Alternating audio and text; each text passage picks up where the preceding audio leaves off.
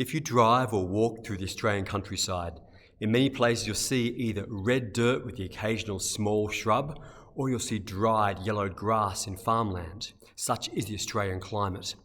But then every now and then you'll see a ribbon of a deeper, darker green, which when you look closer is a line of trees lining along a river or a creek.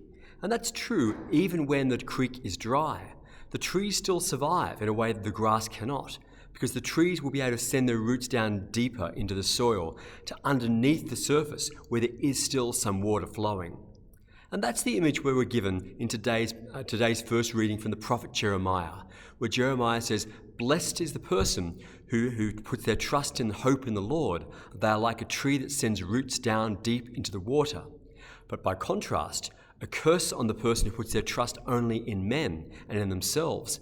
They are like the dry shrub that cannot sustain itself in the heat and the drought. So we get that balance of blessing of those who trust in the Lord and curse on those who trust only in themselves. And what does trusting in God look like in this circumstance?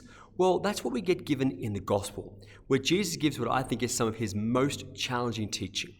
Jesus gives us a list there of blessings and curses, where he says, "Blessed are the poor, blessed are the hungry."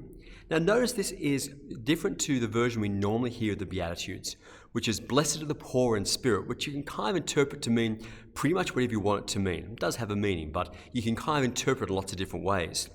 But this is very stark. Blessed are the poor, blessed are the hungry. And if that wasn't clear enough for us, that Jesus literally means blessed are those who are materially poor and hungry, we get the reverse in the second half of this section where we hear, "Alas for those who are rich, alas for those who are well fed." So what's going on here? Jesus contrasting a blessing on those who are poor, who are hungry, those who are persecuted, with a warning of woe or alas for those who are well-fed, who are rich, who are well thought of. And this is so typical of Jesus' teaching, where his values, the values of the kingdom of God he brings in, are so completely opposite to the values of the world, both then and now. So what's going on there? We need to try and understand what's really going on. Jesus does literally mean wealth and poverty, but we need to nuance that just a little bit. Why does Jesus say that it's a curse or woe for you if you are rich? Well, look around, the people who are very rich, and look, does it seem like their wealth is making them happy, like their families are going well? Look at Gina Reinhardt, look at Rupert Murdoch, look at James Packer. Do any of these people seem like with their billions of dollars that they, their families, their mental health are doing well? Very often far, far from it. Now, lots of us would say, well, I don't want to be rich. Few of us here would claim we want to be rich. But we use euphemisms like, we want to be comfortable, we want to be secure, we want to provide for our families. All of which, though, are really what Jesus' challenge is about. That in doing so, we're trying to get ourselves a protective layer where we are self-reliant and self-sufficient, where we don't need to rely on others, where we really don't have any fear anymore. That's kind of what Jesus is on about. That when we are rich, when we are well-fed and successful, we can kind of close in on ourselves. We don't need God. We don't need to reach out to God. We never need to worry. Neither do we need to rely on other people and their goodness or generosity, and therefore show goodness and generosity to them. We are secure. Many people in our parish have lived overseas where the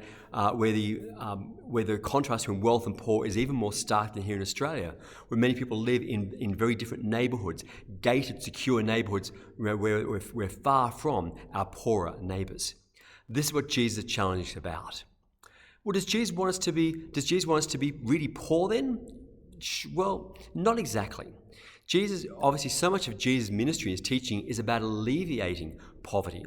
Jesus feeds, we know, 5,000 people who are hungry.